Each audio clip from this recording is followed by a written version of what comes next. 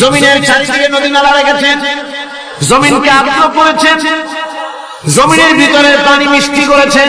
Tubewell বাঁধলে পরে, pump করলে পরে ভিতর থেকে মিঠা পানি আল্লাহ পাক বের করে দেন। সুবহানাল্লাহ।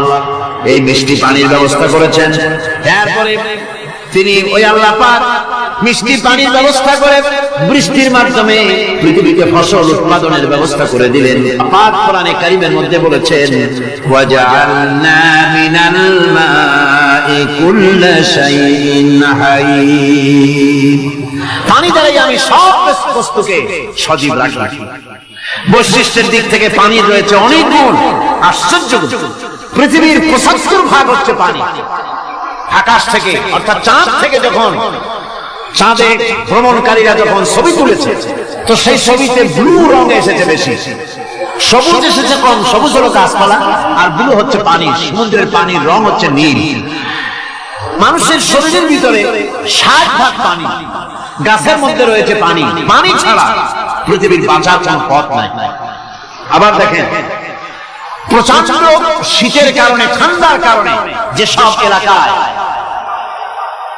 তাপমাত্রা হিমাঙ্কের নিচে এসে যায়, সেই সব দেশে সমুদ্রের পানি আর দরিয়ার পানিগুলি বরফ হয়ে যায়। এই বরফ যখন হতে থাকে, তখন পানি তার নিজের তাপকে নিচের দিকে ছুটতে থাকে। উপরের তাপ বরফ হয়ে যায় ঠান্ডা, আর নিচের তাপ বিচ্ছুরিত করে দিয়ে পানির ভিতরে যত জলজ প্রাণী আছে আর উদ্ভিদ আছে, সবগুলিকে বাঁচায় রাখার ব্যবস্থা আল্লাহ রাব্বুল আলামিন এভাবে করে থাকেন। এবার আল্লাহ রাব্বুল আলামিন বলছেন, এই পানি ছাড়া মানুষ বাঁচে না, প্রাণী বাঁচে না। পানি এমন এক জিনিস, এমন এক নিয়ামত আমি দান করলাম। আল্লাহ পাক বলেন, কুল আরাআইতুম ইন আসবাহা মাউকুম গাওরান ফামান ইয়াতিকুম বিমাইন মাইন। বলো দেখি, সবে শুকাইয়া যদি যায় এই জমিনের পানি, তাহলে হেথায় টটনির ধারা কে দিবে সবারে আনি। এই পৃথিবীর নদী নালা, খাল বিল, জমিনের আভ্যন্তরীণ দিকে পানিগুলি যদি আমি আল্লাহ রাব্বুল আলামিন শুকায় দেই, তাহলে আমি আল্লাহ ছাড়া এমন কে আছে যে নতুন করে আবার পানির আমদানি করে দিতে পারে? আছে কেউ? আজ পানির শূন্যতা আমাদের দেশে দেখা যাচ্ছে। পানি আস্তে আস্তে কমে যাচ্ছে, আস্তে আস্তে পানি শেষ হয়ে যাচ্ছে। কি কারণে শেষ হচ্ছে এবং কি হলে পানি পাওয়া যাবে পরে বলা যাবে ইনশাআল্লাহ। তো জীবন ধারণের জন্য যেমন পানির প্রয়োজন, জীবন ধারণের জন্য তেমন বাতাসেরও প্রয়োজন। পানি ছাড়া তো কিছু সময় চলতে পারে, পানি এবং খাদ্য ছাড়া কিছু সময় চলতে পারে, কিন্তু বাতাস ছাড়া তো এক মুহূর্ত চলে না। ঠিক বোঝেন কিনা কথা? বাতাস ছাড়া এক মুহূর্ত চলতে পারে। অথচ আল্লাহ রাব্বুল আলামিন এই বাতাস দিয়ে গোটা আকাশকে, শূন্য জায়গাগুলি বাতাস দিয়ে ভরে রেখেছেন, যাতে করে কারো বাতাসের কোনো অসুবিধা না হয়, শ্বাস করতে কোনো কষ্ট না হয়। প্রাণী জগৎকে বাতাস দিয়ে বাঁচিয়ে রাখার জন্য আল্লাহ পাক মহাশূন্যকে এভাবে সব এলাকা বাতাস দিয়ে ভরে রেখেছে। এই জন্য তার নাম হচ্ছে রব। এটাই হচ্ছে রুবুবিয়তের নমুনা। আমার ভাইয়েরা, আল্লাহ রাব্বুল আলামিন পানি দিলেন, বাতাস দিলেন, খাদ্যের ব্যবস্থা করে দিলেন। শস্য শ্যামল এলাকায় আল্লাহ পাক সব জায়গাগুলিতে শস্য শ্যামল হোক অথবা উষর ধূসর মরুভূমি হোক, সারা পৃথিবী জুড়ে আল্লাহ রাব্বুল আলামিন খাবারের দস্তরখান বিছায় রেখেছেন।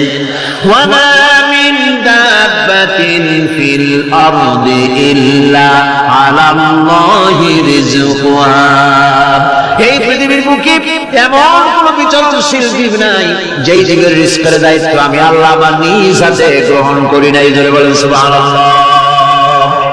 সব রিজেক আমি ছড়াই রেখেছি বিশ্ব জুড়ে সর্বত্র। আল্লাহ পাক বলছেন, ফালইয়ানজুরিল ইনসানু ইলা তাআমিহি আন্না সাবাবনাল মা'a সাব্বা সুম্মা শাকাকনাল আরদা শাক্কা ফাআনবাতনা ফিহা হাব্বা। আল্লাহ পাক বলছেন, মানুষের উচিত নিজ খাদ্যাদির দিকে লক্ষ্য করা, নিজের খাদ্যের দিকে লক্ষ্য করা। যেহেতু এই খাদ্য প্রতিদিন তার সামনে আসে, এদিকে তার লক্ষ্য করা উচিত। আমি কিভাবে, আমি প্রথমে জমিনের উপরে পানি বর্ষণ করি, পরে জমিনকে দীর্ঘ বিদীর্ণ করি, এরপরে জমিনের ভিতরে উর্বরা শক্তি আমি দান করি। কি বলতেছেন কথা? আল্লাহ পাক বলছেন। এরপরে আমি নানান জাতের ফসল ফলন তোমাদের জন্য আমি দান করে দেই। খাদ্যের দিকে নজর করতে এই জন্য আল্লাহ পাক বলেছেন, মানুষ চতুর্দিক থেকে তো চোখ ফিরাতে পারে, মুখ ফিরাতে পারে, কিন্তু খাদ্যের দিকে তার নজর করতেই হয়। সকালে, দুপুরে, বিকালে, রাত্রে সব সময় তার সামনে খাবার আছে। আল্লাহ পাক বলেন, খাবারের দিকে একটু নজর করো, কেমন ভাবে কি সুন্দর করে খাবারগুলি তৈরি করে দিয়েছি, শুরু কিভাবে হলো, পরিপক্ক কিভাবে হলো, সেদিকে তোমরা লক্ষ্য করো। সে লক্ষ্য করা নাই, সমানে খায়, বিসমিল্লাহ বলে, আলহামদুলিল্লাহ বলে, পাইকারি দরে খাইতে। আল্লাহ পাক বলছেন খাদ্যাদির দিকে লক্ষ্য করো। এই যে চাউল তোমরা খাচ্ছ, আটা খাচ্ছ, গম খাচ্ছ, মাছ খাচ্ছ, গোশ খাচ্ছ, তামাম পৃথিবীর সমস্ত বিজ্ঞানীরা একত্রিত হয়ে একটা চাউল বানাইতে পারবে? জোরে কোন পারবে? না পারবে। পারবে প্লাস্টিকের চাউল খাবে আর কলেরা হয়ে মরবে। পৃথিবীর সমস্ত বিজ্ঞানীরা একত্রিত হয়ে একটি চাউল বানাতে পারবে না, একটা ডিম বানাতে পারবে না। পারবে একটা ডিম বানাতে? পারবে না। বিজ্ঞানীদের প্রশংসা আমরা করি, হ্যাঁ করি, বিজ্ঞানীরা অনেক কিছু বিশ্বকে উপহার দিয়েছে, কিন্তু মূল রবের কাছে আমরা যাই না, তাকে চিনতেও পারি না, সেখানে যাই না। বিজ্ঞানীরা কি করেছে? আল্লাহর বানানো জিনিসগুলি তারা ডিজাইন করেছে। ডিজাইন করতে কোনো নিষেধ নাই, আর ডিজাইন করাই যায়, সৃষ্টি করতে পারে না। বিজ্ঞানীরা সৃষ্টি করে নাই, ডিজাইন করেছে। কিরকম? আল্লাহ পাক চাউল তৈরি করেছে। চাউল তৈরি করেছে কে? বলেন না সবাই। এখন আপনারা সেই চাউল দিয়ে পিঠা বানান, পায়েস বানান, সেই চাউল দিয়ে বাবা পিঠা, আরো কি যেন খায় চট্টগ্রামে, রস দিয়া, ওটা কি করে? দই পিঠা, ধোঁয়া পিঠা। সেইভাবে করে আপনি ডিজাইন তৈরি করছেন। আটা দিচ্ছে, আল্লাহ পাক আটা তৈরি করেছেন, গম দিয়েছে, এই আটা দিয়ে গোলগোল্লা তৈরি হচ্ছে, এর দ্বারা রুটি তৈরি হচ্ছে, এর দ্বারা অসংখ্য রকমের সিমাই টিমাই ইত্যাদি দিয়ে, লাচ্ছা সিমাই, নানান রকমের সিমাই আপনি ডিজাইন করার অসুবিধা নেই। আল্লাহ তৈরি করা কাঠ দিয়ে ফার্নিচার তৈরি হচ্ছে, টেবিল হচ্ছে, চেয়ার হচ্ছে, গুষ্টি শুদ্ধ হচ্ছে। আল্লাহ তৈরি করা লোহা দিয়ে মাইক হচ্ছে, স্ট্যান্ড গান হচ্ছে, ব্রেন গান হচ্ছে, তারপরে প্লেন হচ্ছে। তাহলে আমি বলতে চাইলাম, বুঝাতে চাইলাম, সমস্ত জিনিস এর স্রষ্টা কে? জোরে বলেন কে? বিজ্ঞান শুধু এগুলিকে এক জায়গায় করে অ্যাসেম্বল করেছে, এগুলিকে এক জায়গায় করে একটা রূপ দিয়েছে। এখানে বিজ্ঞানের কৃতিত্ব আছে ঠিক, কিন্তু আপনারাই বলেন, লোহা যদি আল্লাহ তৈরি না করতেন, এই মাইক তৈরি হতো, রাইফেল তৈরি হতো, আর রাইফেল যদি নাই হতো, তাহলে কারাগারে বন্দুকগুলো মারতেন কি দিয়ে? রাইফেল যদি না হতো, যুদ্ধ করতেন কি দিয়ে? ঠিক কিনা? যত মারামারি ইত্যাদি যা কিছু হচ্ছে, তো শুধু মারামারির জন্যই তো আল্লাহ লোহা বানান নাই। লোহার সবচাইতে বড় প্রয়োজন হচ্ছে জমিন কর্ষণ করা, জমিন চাষ করা। এই জমিন চাষের জন্য লাঙ্গল দরকার, শাবল দরকার, খুন্তা দরকার, কোদাল দরকার। এই লোহার দাম তো আল্লাহ পাক এত লোহা বেশি দিয়েছেন, যার জন্য লোহার দাম কম। সোনা কম দিয়েছেন, যেহেতু সোনার প্রয়োজনীয়তা কম, লোহার প্রয়োজনীয়তা বেশি, এই জন্য লোহা বেশি দিয়েছেন, দামটা কমে গেছে, যার জন্য আপনার আমার জন্য কিনে ব্যবহারটা সহজ হয়েছে। কথা ঠিক কিনা বন্ধুগণ? আল্লাহ রাব্বুল আলামিন এইভাবে করে মানুষের রুবুবিয়তটা, আল্লাহ পাকের রুবুবিয়ত হচ্ছে তিনি মানুষকে সুন্দর করে সৃষ্টি করে যা কিছু প্রয়োজন সবকিছু খাওয়াচ্ছেন, দিচ্ছেন। সে আল্লাহ পাক প্রশ্ন করছেন, কুল মান ইয়ারযুকুকুম মিনাস সামাই ওয়াল আরদ أَمَّنْ يَمْلِكُ السَّمْعَ وَالْأَبْصَارَ وَمَنْ يَخْرُجُ الْحَيَّ مِنَ الْمَيِّتِ وَيُخْرِجُ الْمَيِّتَ مِنَ الْحَيِّ। আকাশের প্রশস্ত বুক থেকে এবং জমিনের এই প্রশস্ত বুক থেকে কে রিজিক, তোমাদের খাদ্যকে উৎপাদন করে? কে নির্জীব থেকে সজীবকে বের করেন, আর কে সজীবকে নির্জীবে পরিণত করেন? তিনি কে? তিনি হচ্ছেন আল্লাহ পাক। আল্লাহ পাক বলছে, এই প্রশ্ন যদি তাদেরকে করা হয় তো তারা কি বলবে? আল্লাহ পাক বলেন, ومن يدبر الأمر فسيقولون الله فقل أفلا تتقون হে নবী এদেরকে প্রশ্ন করুন, এদেরকে যদি প্রশ্ন করা হয় এই পৃথিবীর সুন্দর পরিচালনা পদ্ধতি কে করেন, তাহলে তারা এক কথায় বলবে, নিজের থেকেই বলবে আল্লাহ। কে করছেন সবকিছু? আল্লাহ পাক বলেন নবী তাহলে তাদেরকে বলেন এ কথা জানার পর, এ কথা বোঝার পরেও কেন তারা ঔদাসীন্যতা দেখাচ্ছে, কেন তারা কাফির হয়ে যাচ্ছে, কেন তারা আল্লাহ পাককে ভয় করে তার পথের অনুসারী হচ্ছে না? যে আল্লাহ রাব্বুল আলামিন এত কিছু করছেন তিনি তার পরিচয় সম্পর্কে বলে দিচ্ছেন, ফাযালিকুমুল্লাহু রাব্বুকুমুল হক ফামাযা বা'দাল হক ইল্লাদ দালাল। নিশ্চয়ই এসবের মূলে রয়েছেন তোমাদের রব, আমাদের আল্লাহ, আমাদের রব। সুতরাং উজ্জ্বল সত্য প্রকাশিত হওয়ার পর গোমরাহি ছাড়া আর কিছুই বাকি থাকে না। সুতরাং যারা সত্যের পথের অনুসরণ করতে চায় রবকে চিনতে হবে, আল্লাহ পাককে জানতে হবে এবং তাকে অনুসরণ করতে হবে, তাকে রব হিসাবে চিনতে হবে। আমার বন্ধুগণ, এটা হচ্ছে সেই রুবুবিয়্যাত ইলাহি যার দিকে হযরত মুসা আলাইহিস সালাম ইঙ্গিত করেছিলেন ফিরআউন যখন তাকে প্রশ্ন করেছিলেন, ফামান রাব্বুকুমা ইয়া মুসা, হে মুসা তোমাদের দুজনের রব কে? তোমাদের রব, তোমাদের প্রভু কে? তিনি জবাব দিলেন, রাব্বুনাল্লাযী আ'তা কুল্লা শাইইন খালকাহু সুম্মা হাদা।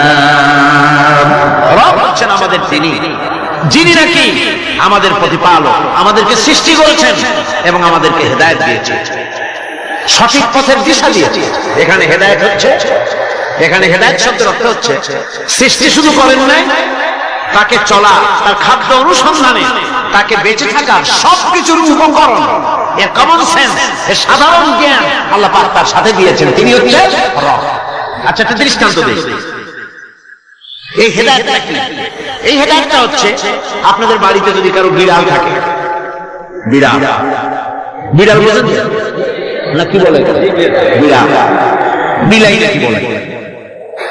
বিড়াল। এই বিড়াল যদি আপনাদের কারো বাড়িতে থাকে তো বিড়ালের প্রসবকালীন অবস্থা দেখবে, বিড়ালের প্রসব হবে, বাচ্চা দেবে।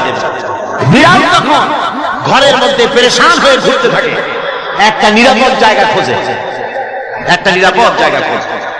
প্রসব করার 2-3 দিন আগের থেকে খুঁজতে থাকে তার জন্য নিরাপদ জায়গা কোনটা। এরপরে খুঁজতে খুঁজতে প্রসবের দিন সে সত্যিকারে ঘরের মধ্যে সবচেয়ে কোনা কানা জায়গা যেটা, সেই রকম একটা নিরাপদ জায়গা সে বেছে নিল। এরপরে বাচ্চা হলো, বাচ্চা হওয়ার পর এই বাচ্চার উপরে কেউ যেন আক্রমণ না করে, শত্রু যেন তার জায়গাটিতে না আসে, এই জন্য বাচ্চাটার তো হাত দিয়ে মায়ের মতো করে নিতে পারে না, সে আস্তে করে ঘাটটা কামড়ায় ধরে যাতে করে বাচ্চা ব্যথা না পায়। ওইভাবে করে ঘাট কামড়ায় ধরে আজকে এই সিঁড়ির নিচে, কালকে ওই খাটের নিচে, পরশু দিন এই আলমারির কোনায়, এইভাবে বাচ্চাগুলি সরায় সরায় রেখে বাচ্চাকে প্রতিপালন করে। এই বিড়ালদের হেদায়েত দিল ওটা কি? চিনি দিলেন তার নাম রব। তিনি হচ্ছেন রব্বুল আলামিন। সন্তান প্রতিপালনের ব্যবস্থা শুধু দুনিয়ার মানুষকেই দেন নাই, প্রাণী জগৎকেও দিয়েছেন। সুবহানাল্লাহ। বলেন বলেন, মুরগির বাচ্চা হলো, ডিমের থেকে বাচ্চা বেরোলো, এই বাচ্চাগুলি হয়েছে গতকাল, আজকে বাচ্চাগুলি আদার খাচ্ছে মায়ের সাথে। হঠাৎ করে একটা চিল এলো আর ওর মা একটা সিগন্যাল মারলো, সাথে সাথে বাচ্চাগুলি দৌড়ে এমন পলান দিল, আপনি তো ভালো একাদশীর বাপেও তালাশ করে পাবেন যে মুরগির বাচ্চা পলাই গেল। এখন ওই বাচ্চাটিকে এই সিগন্যাল সম্পর্কে কে অবহিত করলো যে এইরকম একটা আওয়াজ শুনলে এটা ভীতির আওয়াজ, এটা সাইরেন, এটা বিপদ সংকেত, এটা ডেঞ্জার সিগন্যাল, এটা শুনলে দেখলে তাড়াতাড়ি করে আত্মগোপন করবা। কেটে গেল, কেটে গেল, আল্লাহ পাক শিখাইছে। এখন এক শ্রেণীর বুদ্ধিজীবী তারা আবার উল্টা কথা বলে। তারা বলে কি? তারা বলে যে মুরগি বাচ্চা, এই বাচ্চাদের দৌড় মারলো, এখানে আল্লাহ এইসব কিছু নাই, নাউযুবিল্লাহি মিন যালিক। তো এখানে কি আছে? ওই যে এখানে বিষয়টা হলো এই যে এই মুরগি আর মোরগ, ওর বাপ মা, এই দুজনের মধ্যে আছে চিলের ভয়, আছে শিয়ালের ভয়। ওই ভয় ওদের মধ্যে ছিল, এই মা বাপের ক্রসের মাধ্যমে বাচ্চা আসছে, কাজে ওই ভয়, বাপের যদি কোনো রোগ থাকে, মায়ের রোগ থাকে, তো এগুলি তো বাচ্চার মধ্যেও ঢোকে। তো ভয় হোক, সুখ হোক, দুঃখ হোক, এই অনুভূতি স্বাভাবিক প্রক্রিয়ার মাধ্যমে বাচ্চার মধ্যে ঢুকছে, আর সিল দেখে আওয়াজ শুনে সে আত্মগোপন করেছে। এইটা আমি পড়িয়া আমি আমার আলোচনা এক জায়গায় বললাম বুদ্ধিজীবীদের উদ্দেশ্যে, যদি সত্যি তাই হয়, মোরগ আর মুরগি মা বাবার মধ্যেই ভয় আছে বলে বাচ্চার মধ্যেই ভয় ঢুকছে, সেই জন্য সে আত্মগোপন করছে, তাহলে আবার মানুষের ব্যাপারে কথাটা আনি, মানুষেরা সাপের ভয় করে না মহব্বত করে? কথার জবাব দিলে না, যখন তখন মনে হয় আপনারা সাপ যদি ভালোবাসেন, সাপ আমরা সকলেই ভয় পাই, মায়ের ভয় পায়, বাবাও ভয় পায়। এই মায়ের গর্ভে সন্তান এসেছে, সন্তানের বয়স 2 বছর, 2.5 বছর, ঘরের মধ্যে কেউ ছিল না, ঘরের মধ্যে একটা সাপ আসছে, একটা সুন্দর সাপ, দেখতে সুন্দর, কিন্তু সে সাপে কামড়ালে মানুষ মরে যায়। ওই সাপটা মাথা উঁচু করে ফোনা ধরেছে, এই বাচ্চাটা কি সাপ দেখে দৌড় মারবে, না বাচ্চাটা ওই সাপটাকে ধরার জন্য সে এগিয়ে যাবে? কোনটা কোনটা? এগিয়ে যাবে। তাহলে মা বাবার ভয়, তাদের মা বাবার রক্তের মধ্যে, শিরার মধ্যে সব জায়গায় সাপের ভয়, তার মাধ্যমে বাচ্চা হিসেবে বাচ্চার মধ্যে সাপের মহব্বত হইল, কারণ ভয় উঠে গেল বাচ্চা অবস্থা। সুবহানাল্লাহ। আমার বন্ধুগণ, মুরগির বাচ্চাকে হেফাজত করার জন্য বুদ্ধিমান প্রাণী মানুষ তার কাছে নাই বলে আল্লাহ রাব্বুল আলামিন তারে বাচ্চা অবস্থা থেকে বোঝার তৌফিক দিয়েছেন কোনটা ভয়ের আওয়াজ, কোনটা হলো বিপদের আওয়াজ। মানব সন্তানের প্রতিপালন করার জন্য তার মার বাবা আছে বলে ওই রকম করে পশুদের মধ্যে আল্লাহ বানান নাই, তাকে হেফাজত করার জন্য মা বাপ আছে বলে এই দায়িত্ব আল্লাহ পাক মা বাপের উপরে ছেড়ে দিয়েছেন। মা বাপ তাকে হেফাজত করে, রুবুবিয়তের প্রতিপালন, হেদায়েতের এই প্রতিপালন আল্লাহ পাক মানুষকে এভাবে করে তাদেরকে হেদায়েত দিয়েছেন, তার পথের চলার দিশা দিয়েছেন। পিঁপড়ার খাদ্য সংগ্রহের ব্যাপারটা দেখেন, পিঁপড়ার আছে দারুণ ঘ্রাণ শক্তি, কোথায় খাবার? 5 তলায় আপনি মিষ্টি খাচ্ছেন, রসগোল্লা ফিরে দেন, তারপরে দেখেন কোন জায়গায় দিয়ে পিঁপড়া এসে জলের খাওয়া খায়, ঠিক কিনা? দেখেন তার কত তীব্র ঘ্রাণ শক্তি, সেখানে চলে যাচ্ছে। তাকে হেদায়েত দেওয়া হয়েছে, তাকে ঘ্রাণ শক্তি দেওয়া হয়েছে। চিল, শকুন, ঈগল কোথায় থাকে বুঝেন না? মহাশূন্যে 3 থেকে 3.5 মাইল উপরে শকুন, বাজ, ঈগল উঠতে থাকে, খাবে, ওখানে তো তার খাবার ছড়ানো নেই। আল্লাহ হচ্ছেন এমন রব, আমাদের স্রষ্টা হচ্ছেন এমন রব, যিনি ওই চিল, বাজ আর শকুন মহাশূন্যে যেগুলি উড়ে বেড়ায় ওদেরকে আল্লাহ পাক এমন তীব্র দৃষ্টি শক্তি দান করেছে, 3 মাইল উপর থেকেও ছাগল মুরগি মরা দেখলে ওখান থেকে সে ঝাঁপায় পড়ে তা খেতে পারবে। তাকে দেওয়া হচ্ছে দৃষ্টি শক্তি। এরকম করে যার যা প্রয়োজন, সমস্ত প্রয়োজনগুলি আল্লাহ মিটাচ্ছেন, এরই নাম হচ্ছে রুবুবিয়তে ইলাহি। এটাই হচ্ছে আল্লাহ পাক রব, এটা তার অসংখ্য প্রমাণ। সেই জন্য আল্লাহ পাক বলেন আলহামদুলিল্লাহি রাব্বিল আলামিন। পড়েন সবাই আলহামদুলিল্লাহি রাব্বিল আলামিন। সমস্ত প্রশংসা হচ্ছে আল্লাহ পাকের জন্য। কোন আল্লাহ? প্রথমে তো আল্লাহ বললাম, তারপর বললাম রব, এখন বলা হচ্ছে কোন রব? যিনি আলামিন, রব্বিল আলামিন, যিনি সমস্ত জাহানের রব। তাহলে বোঝা যাচ্ছে রব, জগৎ একটা না, জগৎ, কথা বুঝতেছেন না? জগৎ একটা নয়, অসংখ্য জগৎ আছে, বহুমাত্রিক জগতের কথা এখানে আল্লাহ পাক বলছেন। আমি এই জন্য বলি যে কোরআন হচ্ছে বিজ্ঞানের উৎস। কোরআন বিজ্ঞানের কি? বিজ্ঞানের আবিষ্কার। যত বাড়বে বিজ্ঞান চিরটা কাল কোরআনের কাছে ভিক্ষার হাত দিয়ে এতিমের মতো দাঁড়ায় থাকবে কিয়ামত। আজ পৃথিবীর বিজ্ঞানীরা বলছে জগৎ সম্পর্কে, আমরা মনে করছি পৃথিবীটাকে, আমাদের কাছে জগৎ 2টা। কয়টা জগৎ? একটা জগৎ হলো এইটা, ইহ জগৎ আর পরজগৎ, এছাড়া আর কিছু জানি না। এই 2টাই জগৎ আমাদের কাছে।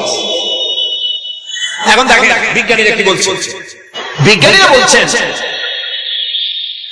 সৌর জগতে শুধু আমাদের সৌর জগৎটাই শেষ না, অসংখ্য সৌরজগৎ আছে মহাশূন্যে, অসংখ্য সৌরজগৎ। পৃথিবীর প্রতি 4 বিলিয়ন মানুষ যদি এক একটা সৌরজগৎ দখল করে, তাতেও সৌরজগৎ শেষ হবে না। আরো সহস্র সহস্র বিলিয়ন বিলিয়ন সৌরজগৎ আরো ফাঁকা পড়ে থাকবে। এত সৌরজগৎ আল্লাহ সৃষ্টি করেছেন। এই মহাশূন্যে বহুমাত্রিক জগতের কথা আল্লাহ পাক এখানে বলেছেন।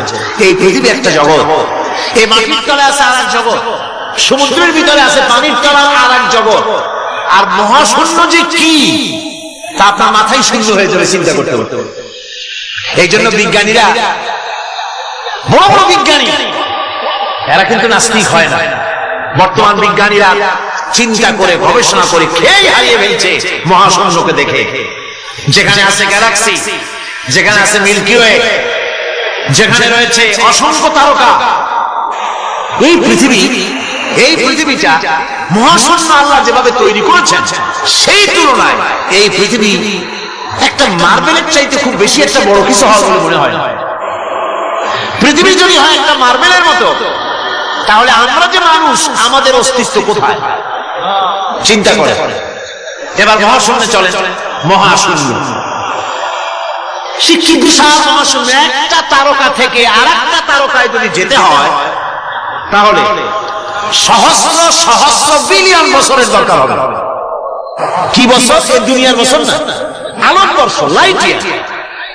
আলো চলে প্রতি সেকেন্ডে কত? 1,86,000 মাইল। এই 1,86,000 মাইলের সেকেন্ড, এর মিনিট, এর ঘন্টা, এর দিন, এর মাস, এর বছর, এই আলোকবর্ষ সহস্র সহস্র আলোকবর্ষ পার হয়ে যাবে এক তারকা থেকে আর এক তারকায় পৌঁছানো সুকঠিন। এ ধরনের অসংখ্য তারকা আল্লাহ পাক তৈরি করে রেখেছে। সূর্য হচ্ছে পৃথিবীর চাইতে 13 লক্ষ গুণ বড়। এরকম সূর্য বিজ্ঞানীরা এখন বলছে, আগে বলতো 1 কোটি সূর্যের চাইতে বড় তারকা। এখন বলতেছে এই রকমের পৃথিবীর চাইতে 13 লক্ষ বড় যে সূর্য, এরকম 3 কোটি সূর্য খাইয়ে ফেলাইতে পারে। এরকম সহস্র সহস্র তারকা এক একটা গ্যালাক্সির ভিতরে আল্লাহ পাক তৈরি করে রেখেছে। এখন মনে হচ্ছে যে এই তারকাগুলি বড় না, এই তারকাগুলি চাইতে আবার বড় জিনিস কি, সেটাকে বলা হয় ব্ল্যাক হোল। সেটাকে বলা হয় ব্ল্যাক হোল, অন্ধকার কূপ। ব্ল্যাক হোল আবার ম্যান হোল বুঝবেন না, কিন্তু ম্যান হোলের ঢাকনা চুরি হয় যেমন। তবে একটা দৃষ্টান্ত আপনি বুঝতে পারেন, রাস্তায় রাস্তায় যেমন অসংখ্য ম্যান হোল আছে, ওই রকম করে মহাশূন্যে অসংখ্য ব্ল্যাক হোল আছে, একটা দুইটা অসংখ্য। এই ব্ল্যাক হোল আবার দেখা যায়, অদৃশ্য ব্ল্যাক হোল। এই ব্ল্যাক হোলগুলো কি? এগুলি কোরআনে কারীমের মধ্যে আল্লাহ পাক বলেছেন, ফালা উকসিমু বিমাওয়াকিন নুজুম, ফালা উকসিমু বিমাওয়াকিন নুজুম, শপথ সেই পতন স্থানের যেখানে নক্ষত্র সমূহ ধ্বংস হয়ে যায়, ধ্বংসপ্রাপ্ত হয়, কসম সেই স্থান সময়ে। সুবহানাল্লাহ। এই অন্ধকার কূপের, এই অন্ধকূপের কসম করছেন আল্লাহ পাক। সেই অন্ধকূপটা কি? সেই ব্ল্যাক হোলটা কি? সেই ব্ল্যাক হোল হচ্ছে ওই যে তারকার কথা বললাম, যে সূর্য খাইতে পারে, 3 কোটি সূর্য খাইতে পারে। এই রকমের তারকাগুলি ঘুরতে ঘুরতে কোন এক কারণে যখন সে ব্ল্যাক হোলের রেঞ্জের মধ্যে এসে যায়, তখন ব্ল্যাক হোল ওকে এমন ভাবে চুষে হজম করে ফেলে, যেমন বাচ্চা চকলেট চুষে খাইয়া ফেলায়। এরকম ব্ল্যাক হোলগুলি অত বড় তারকাগুলি খাইয়া চুষে শেষ করে ফেলে। সুবহানাল্লাহ বিহামদিহি। বিজ্ঞানীরা বলেছেন, আমাদের এই পৃথিবীটা, আল্লাহ না করুন কখনো, আমাদের এই পৃথিবীটা যদি কোনো ব্ল্যাক হোলের আওতায় পড়ে, ওর রেঞ্জে আসে, তাহলে মাত্র 2 সেন্টিমিটারের মধ্যে পৃথিবীটা তার ঘনত্ব লাভ করে ব্ল্যাক হোলের মধ্যে অদৃশ্য হয়ে যাবে, হারায় যায়, অস্তিত্ব থাকবে। আল্লাহ পাক, আশ্চর্য লাগে আমার বিজ্ঞানের বইপত্র যখন পড়ি, আমার কাছে আশ্চর্য লাগে, 1400 বছর আগে নবী কোন বিজ্ঞানাগারে পড়াশোনা করেন নাই, কোন সায়েন্স নিয়ে রিসার্চ করেন নাই। সেই নবীর মুখ থেকে এমন বিজ্ঞানময় কোরআন আল্লাহ বের করালেন, যে আজকের পৃথিবীর মডার্ন যুগের বিজ্ঞানীরা কোরআনের কাছে এতিম হয়ে দাঁড়ায় আছে। পৃথিবীর কোন বিজ্ঞানী বলতে পারবে না যে কোরআনে কারীমের অমুক আয়াতটা আনসাইন্টিফিক, এটা হাদিস আমাদের বিজ্ঞানের সাথে মিল খায় না, এমন কথা বলতে পারবে না। বরং কোরআন সার্টিফাই করবে তোমার এই বক্তব্য, তোমার এই থিওরি মোস্ট আনসাইন্টিফিক। কোরআন বলবে, ওরা বলতে পারবে না যে আয়াতটা আনসাইন্টিফিক।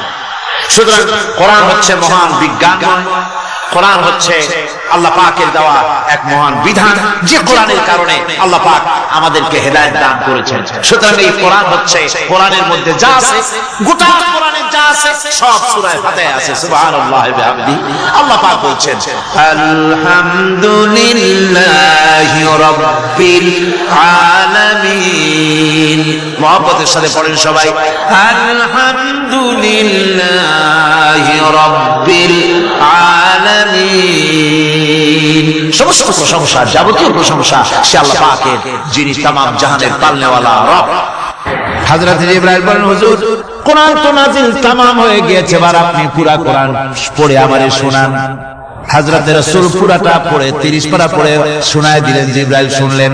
এবার জিবরাইল বলেন, হুজুর আমি তেলাওয়াত করতেছি, আপনি শুনেন। হযরত জিবরাইল 30 পারা পড়লেন, হুজুর শুনলেন। আবার হযরত জিবরাইল বলেন, হুজুর আবার আপনি পড়েন। হুজুর পড়লেন, জিবরাইল শুনলেন। আবার জিবরাইল পড়লেন, হুজুর শুনলেন। তার মানে হলো হুজুর যে বছর ইন্তেকাল করলেন, ওই বছরের রমজান মুবারকে হযরত জিবরাইল 2 বার পড়েছেন, হুজুর শুনেছেন। আর হুজুর 2 বার পড়েছেন, জিবরাইল শুনেছেন, যাতে করে একটা জের জবর, একটা আয়াত, একটা সেমিকোলন যেন বাদ না পড়ে যায়। কোরআন কারীম মুখস্থ করার জন্য আল্লাহ রাব্বুল আলামিন এটাকে স্থায়ী করার জন্য বাধ্যতামূলক করেছেন, নামাজের ভিতরে তেলাওয়াত করতে হবে। মানুষ নামাজের মধ্যে তেলাওয়াত করে সওয়াবের জন্য, সকালে পড়ে, বিকালে পড়ে, অর্থ সহকারে বুঝে পড়ে, রাত্রে পড়ে, দিনে পড়ে। পৃথিবীতে এমন একটা মুহূর্ত নাই যখন কোরআনে কারীম তেলাওয়াত হয় না। জোরে বলেন সুবহানাল্লাহ। মানুষ এটাকে তেলাওয়াত করতেছে, মুখস্থ করতেছে। এই কোরআন শরীফের ভিতরে রয়েছে সব কিছু। এর মধ্যে রয়েছে ইতিহাস, এর মধ্যে আছে বিজ্ঞান, এর ভিতরে রয়েছে দর্শন, ভূতত্ত্ব, উদ্ভিদতত্ত্ব, নৃতত্ত্ব, খতত্ত্ব, জ্যোতির্বিজ্ঞান। এর ভিতরে রয়েছে মানুষের পারিবারিক নীতি, সামাজিক নীতি, চুক্তি নীতি, বন্ধু নীতি, যুদ্ধ নীতি, মানুষের যা প্রয়োজন সবকিছু এই কোরআনে কারীমের মধ্যে আল্লাহ পাক সন্নিবেশিত করে দিয়েছেন। জোরে বলেন সুবহানাল্লাহি ওয়া বিহামদিহি। আমার ভাইরা, কোরআন এর পরিচয়ের কথা বলতেছিলাম। আল্লাহ পাক কি কোরআন আমাদের শিখালেন, কোন কোরআন আমাদের শিখিয়েছেন, সেই কোরআনের পরিচিতি আপনাদের সামনে আমি তুলে ধরতেছি। আমি নিজে না, এবার কোরআন তার পরিচয় নিজেই দেবে। কেউ যদি কোরআনের কাছে জিজ্ঞাসা করে, কোরআন তুমি কোথা থেকে নাজিল হয়েছো, কে তোমাকে নাজিল করেছে, এই প্রশ্ন যদি কেউ কোরআনের কাছে করে, কোরআন নিজেই তার জবাব দিতে পারে কিনা? কোরআন নিজেই বলে, তানজিলাম মিম্মান খালাকাল আরদা ওয়াস সামাওয়াতিল উলা। এই কোরআন নাজিল করেছেন তিনি, যিনি ওই সুউচ্চ আকাশ আর জমিনকে যিনি সৃষ্টি করেছেন, সেই আল্লাহ আমারে নাজিল করেছেন। কোরআনের কাছে কেউ যদি প্রশ্ন করে, ও কোরআন এই পৃথিবীতে নাজিল হওয়ার আগে তুমি কোথায় ছিলে, কেউ যদি প্রশ্ন করে, কোরআনে কারীম নিজে নিজের পরিচয় শোনায়, আমি কোথায় ছিলাম শোনো। বাল হুয়া কুরআনুম মাজিদুন ফি লাউহিন মাহফুজ। বরং এই কিতাব অতি মর্যাদা সম্পন্ন, সুরক্ষিত ফলকে লিপিবদ্ধ ছিল, আমি ছিলাম লৌহে মাহফুজে, সেখান থেকে এসেছে। যদি কেউ প্রশ্ন করে, কোরআন কি, কোরআন তুমি কার উপরে অবতীর্ণ হয়েছো, জবাব কোরআন নিজেই দেয়, ওয়া আমিনু বিমা নুজিলা আলা মুহাম্মাদ ওয়া হুয়াল হাক্কু মির রাব্বিহিম। ঈমান আনো সেই জিনিসের উপরে যেটা মুহাম্মদ সাল্লাল্লাহু আলাইহি ওয়াসাল্লামের উপর অবতীর্ণ হয়েছে। আমার আয়াতে জবাব পাওয়া যায়, তাবারাকাল্লাযী নাযালাল ফুরকানা আলা আবদিহি লিয়াকুনা লিল আলামিনা নাযীরা। অতীব বরকতপূর্ণ মহান সত্য সেই আল্লাহ রাব্বুল আলামিন, যিনি তার বান্দার পরে ফুরকান অবতীর্ণ করেছেন। সুবহানাল্লাহি ওয়া বিহামদিহি। কোরআনের নাম আমি বলেছিলাম শুধু কোরআন নয়, অনেক নাম আছে। কোরআনের আরেক নাম ফুরকান। কোরআনের আরেক নাম কি? আল ফারকু বাইনাল হক ওয়াল বাতিল। কোরআন হচ্ছে সেই মহাসত্য যা মিথ্যা এবং সত্য সত্যের মধ্যে পার্থক্য সৃষ্টি করে, মঙ্গল এবং অমঙ্গলের মধ্যে পার্থক্য সৃষ্টি করে, যা সত্য এবং মিথ্যার মধ্যে তাফরিকা সৃষ্টি করে, সত্যকে মানুষকে বুঝিয়ে দেয়, তার নাম হচ্ছে ফুরকান। এবার যদি প্রশ্ন করা হয় কোরআন, বুঝলাম তুমি লৌহে মাহফুজে ছিলে, বুঝলাম তুমি নবীজির উপরে নাজিল হয়েছো, এবার বলো তুমি কোন মাসে নাজিল হয়েছো? তুমি তো আসছিলা প্রথম, কোন মাসে নাজিল হয়েছো? এই প্রশ্ন যদি কেউ করে, কোরআন তার জবাবে বলবে শাহরু রমাদানাল্লাযী উনজিলা ফীহিল কুরআন, রমজানের পবিত্র মাসে আমি অবতীর্ণ হয়েছি। সুবহানাল্লাহ। যদি প্রশ্ন করা হয় রমজানে তো আসছো, কিন্তু প্রথম নাজিল হয়েছিল কোন সময়? ওটা কি দিন ছিল না রাত ছিল? কোরআন তার জবাবে বলে ইন্না আনজালনাহু ফি লাইলাতিল কদর, কদরের পবিত্র রাতে আমি এই পৃথিবীতে আমার আগমন ঘটেছিল। যদি প্রশ্ন করা হয় বুঝলাম সবই, কেন নাজিল হয়েছে তুমি?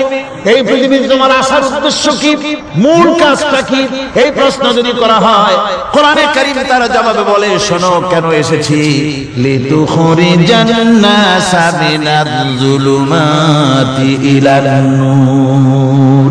আমার মিশন হচ্ছে গোটা বিশ্ব মানবতাকে পুঞ্জীভূত জমাট বাঁধা অন্ধকারের ভেতর থেকে টেনে বের করে আলোর সন্ধান দিতে, আলোর দিকে আনার জন্য আমি কোরআন নাজিল হয়েছি। গোটা পৃথিবীর মানুষ আছে অন্ধকারের ভিতরে। কিসের মধ্যে? অন্ধকার কি? অন্ধকার হচ্ছে পুঁজিবাদ, অন্ধকার সমাজতন্ত্র, অন্ধকার ধর্ম নিরপেক্ষতাবাদ, অন্ধকার জাতীয়তাবাদ, মানুষের তৈরি করা যত মতবাদ সব কি? জোরে কয়েক সবগুলি কি? অন্ধকার। আজকে আসার সময় দেখলাম দেওয়ালে লেখা সমাজতন্ত্র আমরা প্রতিষ্ঠা করে ছাড়বো। চিন্তা করলাম যারা লিখছেন তারা কি পাগল না ছাগল? কি আশ্চর্য কথা! যেই মতবাদ পৃথিবীর মাটি থেকে যে গ্রহণ করেছে এই মতবাদ, সেই দেশের লোকেরা তাদের দেশ থেকে বিদায় করে দিল, তাদের দেশকে লাল হাতি বিদায় করে দিল, ছিন্ন ভিন্ন করে জুতা শেষ করে দিল।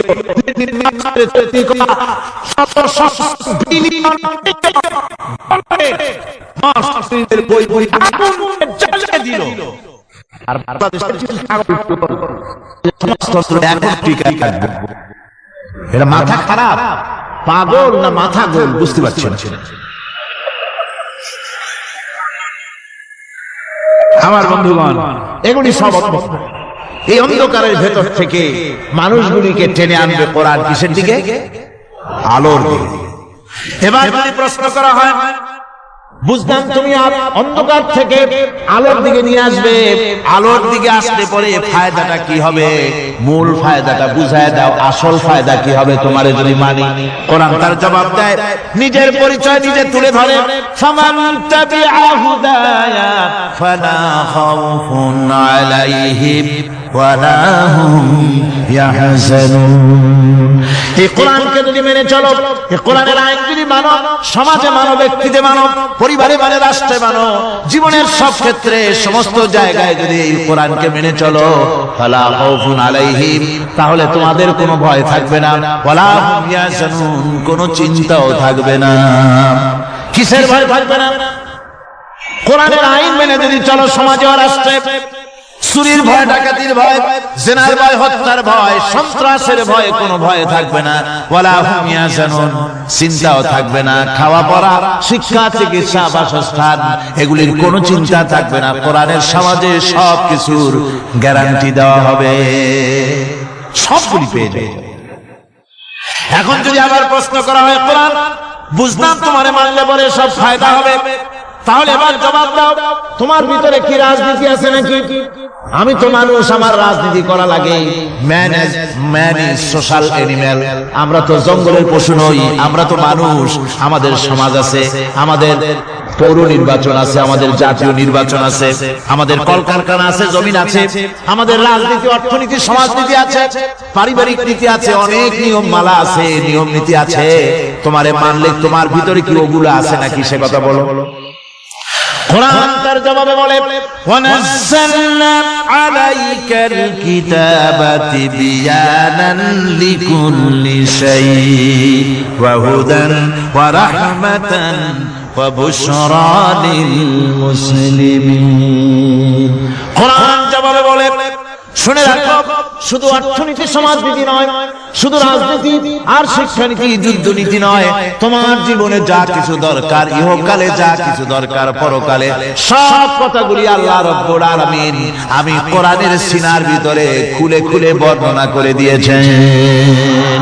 সব কথা এই কোরআনে কারীমের ভিতরে রয়েছে। তোমার এমন কোন জিনিস নাই যা তুমি কোরআনে কারীমের মধ্যে পাবে না। তোমার সমস্ত প্রয়োজন আমার বুকের মধ্যে আল্লাহ দিয়ে দিয়েছেন। বিজ্ঞান আছে, দর্শন আছে, ইতিহাস আছে, সব আছে এর মধ্যে। তবে কোরআনের মধ্যে বিজ্ঞান আছে বলে আমি এটাকে বিজ্ঞানের কিতাব বলবো না, দর্শন আছে বলে দর্শনের কিতাব আমি বলবো না, রাজনীতি আছে বলে কোরআনকে আমি রাজনীতির কোন কিতাব বলবো না। কোরআন তাহলে কি? কোরআন হচ্ছে অর্থনীতি, সমাজনীতি, রাজনীতি, পারিবারিক নীতি, মানুষের জীবনের যা কিছু প্রয়োজন সমস্ত নীতি মালার নীতি গ্রন্থের নাম হতেছে কোরআনে কারীম। সমস্ত নীতিমালার নীতি গ্রন্থ কোরআন। এখানে রয়েছে সবকিছুর উৎস, যেটা গ্রহণ করলে পরে মানুষ আরামে থাকতে পারবে। অমুসলিম নাগরিক বৃন্দ তাদের নাগরিক মর্যাদা পাবে। মুসলমান, কৃষক, নারী, চিকিৎসা, কৃষিবিদ, সাধারণ মানুষ, রং, বর্ণ, ভাষা নির্বিশেষে গোটা মানব সভ্যতা আরামে বাস করতে পারবে। পশু পাখিও আরামে থাকবে, গাছপালাও আরামে থাকবে। যেহেতু নির্দেশ হয়েছে বিনা প্রয়োজনে গাছের পাতাটিও ছিল না। ইসলামের সমাজ যদি চালু হয় গাছেরাও আরাম পাবে, পাহাড়ও আরাম পাবে। চট্টগ্রামের লোকেরা যেভাবে পাহাড় কাটা আরম্ভ করেছে এটা বড় দুঃখজনক। জুমলায় মতারেজা একটা বলে দিলাম, অপ্রাসঙ্গিক হলেও জরুরি কথা। আপনারা পাহাড় কাটতেছেন না, আপনাদের নিজেদের পায়ে নিজেরা কুড়াল মারতেছেন। খবরদার পাহাড় কাটবেন না। আল্লাহ প্রকৃতির ভারসাম্য আপনারা নষ্ট করছেন বলে ওজোন স্তরে ফাটল ধরেছে। তা রিপেয়ার করার জন্য আজকে বিশ্বের সব বিজ্ঞানীরা হতাশ হয়ে গিয়েছে, পাগল হয়ে গেছে। কেমনে এই ওজোন স্তরের ফাটলকে রিপেয়ার করব? ওজোন স্তরটা কি? ওজোন স্তর হচ্ছে সুবহানাল্লাহ, আল্লাহর যে কত দয়া। সূর্য, সেই সূর্যের রয়েছে আলট্রা ভায়োলেট রে, যাকে বাংলায় বলা হয় অতি বেগুনি রশ্মি। যে রশ্মিটা সৃষ্টি জগতে যদি আসে আর তা যদি কোনো প্রাণীর শরীরকে টাচ করে তাহলে সমস্ত প্রাণী ক্যান্সার হয়ে, এক্সিমা হয়ে, বিখাউস হয়ে, অ্যাজমা হয়ে সমস্ত প্রাণী মরে যাবে, কেউ বাঁচবে না। মারাত্মক রশ্মি। সেই রশ্মিটা যাতে সৃষ্টি জগৎকে টাচ করতে না পারে সেজন্য আল্লাহ পাক একটা ওজোন স্তর তৈরি করেছেন। ওখানে এসে ওটা বাধাপ্রাপ্ত হয়, পৃথিবীর মাটিতে আসে না। যা কিছু পৃথিবীর মানুষের জন্য, পৃথিবীর জন্য কল্যাণকর সেগুলি সূর্য থেকে আসতে থাকে। সুবহানাল্লাহ। যেটা ক্ষতিকর সেটা আল্লাহ পাক আটকায় রাখে। এখন সেই ওজোন স্তরে ফাটল ধরল। কেমনে ফাটল ধরল? ফাটল আপনি আমি ধরাইছি। আপনি বলবেন যেটা কেমন কথা, আমি তো ওইখানে যাই নাই, আমি ফাটল ধরাইলাম কেমনে?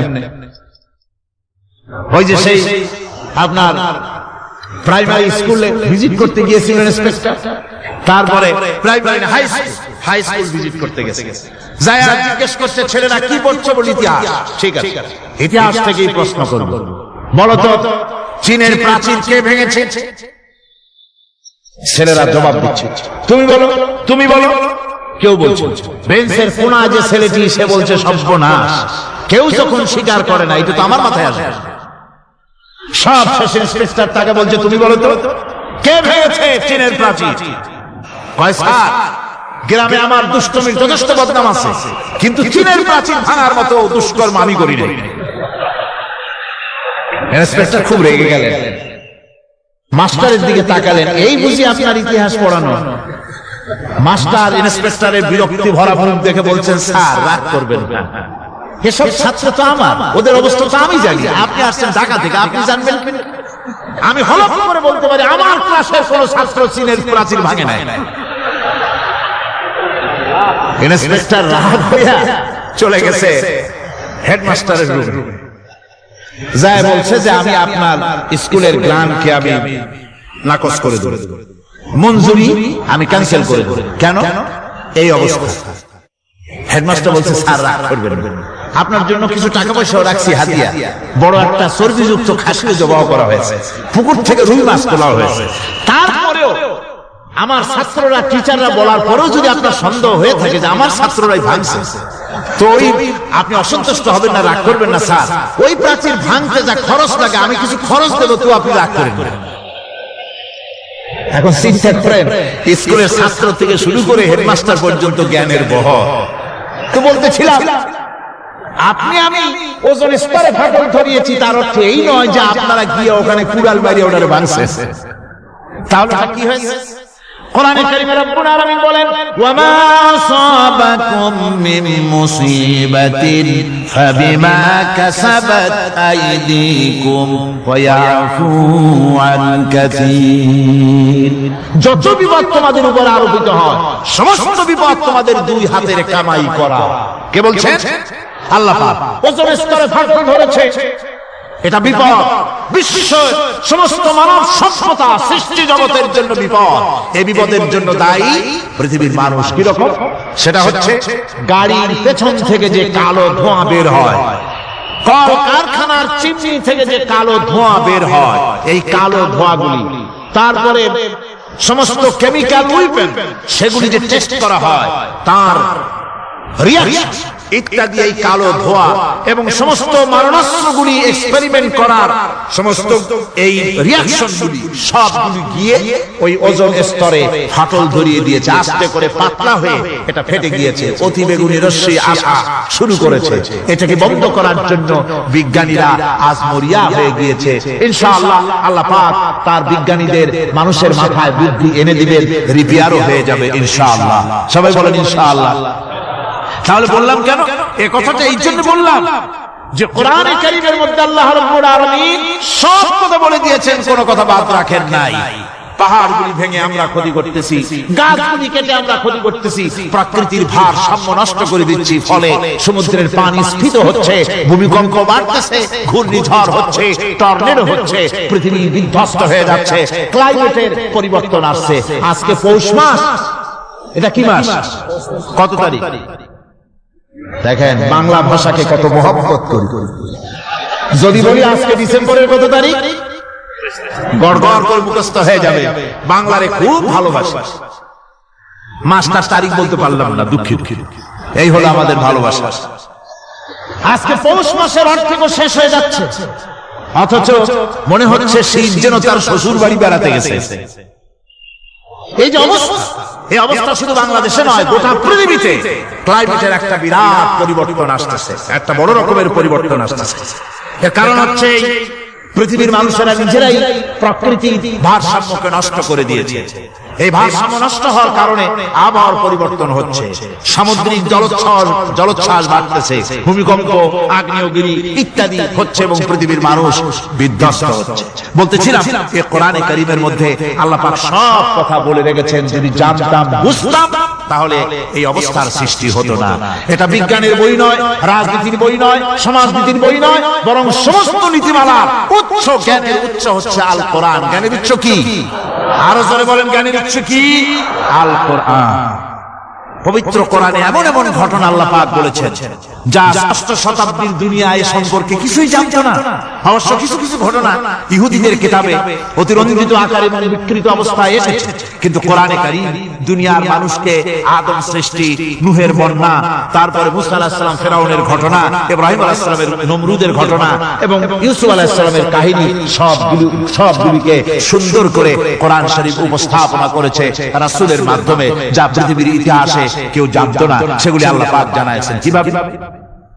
কোরআনে কারীম বলছে, তিলকা মিন আম্বাইল গায়বি নূহিহা ইলাইকা মা কুনতা তা'লামুহা আনতা ওয়ালা কওমুকা মিন ক্বাবলি হাযা। এ হলো সব অজ্ঞাত ঘটনা, সমস্ত ঘটনাগুলি আল্লাহ পাক তার হাবিবকে শুনিয়ে বলে দিলেন, সব অজ্ঞাত ঘটনা যা তুমি জানতে না, তোমার কোনো জানা ছিল না, আমি ওহীর মাধ্যমে তোমাকে সব জানাইছি। ইউসুফ আলাইহিস সালামকে যখন তার ভাইরা কুয়ার মধ্যে ফেলে দিতেছিল তখন তুমি উপস্থিত ছিলে না, এই ঘটনা ওহীর মাধ্যমে আমি জানালাম। মুসা আলাইহিস সালামকে যখন ফেরাউন দরিয়ার ভিতরে ফেলে দিল, সেই সময় তুমি সিনাই পর্বতের পাশে দাঁড়িয়ে সব দৃশ্য লক্ষ্য করনি, অথচ আমি ওহীর মাধ্যমে সব তোমাকে খুলে খুলে বলে দিয়েছি। আল্লাহ পাক সমস্ত ঘটনাগুলিকে বলে বলে কোরআন শরীফের মধ্যে সব সাজিয়ে দিলেন, বলে দিলেন। তিনি বললেন, ওয়ামা কুনতা বিজানিবিল গারবি ইয কাদাইনা ইলা মুসাল আমরা ওয়ামা কুনতা মিনাশ শাহিদিন। ফিরআউন যে মুসার সঙ্গে যে ব্যবহারটা করলো, এ সময় সেখানে তুমি উপস্থিত ছিলে না, আমি ওহীর মাধ্যমে তোমাকে তা জানিয়েছি। كذلك نقص عليك من أنباء ما قد سبق وقد آتيناك من لدنا ذكرا। আল্লাহ পাক বলেন, এভাবে আমি আপনার কাছে অতীত ঘটনাগুলি ওহীর মাধ্যমে নিখুঁতভাবে আপনার সামনে সব বলে দিয়েছি। আমার ভাইরা, এই বিশ্বলোকে ঊর্ধ্ব লোক সম্পর্কে নির্ভুল তথ্য বর্ণনা আল্লাহ পাক করে দিয়েছেন কোরআনের মাধ্যমে। 1665 খ্রিস্টাব্দে স্যার আইজাক নিউটন তিনি আবিষ্কার করলেন মাধ্যাকর্ষণ শক্তিকে। এই মাধ্যাকর্ষণ শক্তি, ল অফ গ্র্যাভিটেশন, এ সম্পর্কে মানুষের এই থেকে কিছু জানলো, কিন্তু আজ থেকে 1400 বছর আগে আল্লাহ রাব্বুল আলামিন তার উম্মি নবী, যিনি কোনো বিজ্ঞানাগারে লেখাপড়া করেন নাই, কোনো সায়েন্স রিসার্চ করেননি, যিনি কোনো কলেজ ইউনিভার্সিটিতে পড়াশোনা করেননি, তার মাধ্যমে জানিয়েছেন মাধ্যাকর্ষণ শক্তির কথা। কোরআন বলছে, ইন্নাল্লাহা ইউমসিকুস সামাওয়াতি ওয়াল আরদা আন তাজুলা। এই পৃথিবী এবং সমস্ত গ্রহ উপগ্রহকে আল্লাহ পাক বলছেন, আমি এমন এক শক্তি দিয়েছি যে শক্তির মাধ্যমে একটা আরেকটাকে আকর্ষণ করে রাখছে। এই পৃথিবীতে মাধ্যাকর্ষণ শক্তি শুধু পৃথিবীর নাই, সূর্যের আছে, মঙ্গলের আছে, নেপচুনের আছে, ইউরেনাসের আছে, বৃহস্পতির আছে। প্রত্যেকটি গ্রহের আলাদা আলাদা মাধ্যাকর্ষণ শক্তি আছে, আর এই শক্তির বলে একটা আরেকটাকে টেনে ধরছে যাতে করে বিচ্ছিন্ন হয়ে না যায়, যাতে করে ধ্বংসপ্রাপ্ত না হয়। এগুলি আল্লাহ পাক এই তত্ত্বগুলি কোরআনে কারীমের মধ্যে বলেছেন। ফলে মরিস বুকাইলির মতো লোক, যিনি ফরাসি দার্শনিক, তিনি বলেছেন দুনিয়ার সমস্ত বিজ্ঞানীদের থিওরি হচ্ছে এই যে বিজ্ঞানের কোনো থিওরি ফাইনাল নয়। আজ একটা হচ্ছে, কাল সেটাকে পরিবর্তন করে নতুন আরেক থিওরি আসতেছে। কিন্তু কোরআনে কারীমের মধ্যে আমি, কে বলতেছেন এই কথা? না না, মরিস বুকাইলি বলছে, কোরআন শরীফের ভিতরে আমি যে বিজ্ঞানের তথ্য পেয়েছি, থিওরি পেয়েছি, তার কোনো পরিবর্তন আজও হয় নাই, ভবিষ্যতেও হওয়ার কোনো সম্ভাবনা নাই। মরিস বুকাইলি মনে করেছিলেন বেদ আর বাইবেলে যেমন ভুল আছে, কোরআন শরীফে ওই রকম ভুল আছে, নাউজুবিল্লাহ। সেই জন্য তিনি আরবি শিখলেন কোরআন বোঝার জন্য, ভুল ধরার জন্য। কোরআন শিখলেন কি জন্য? ভুল ধরার জন্য।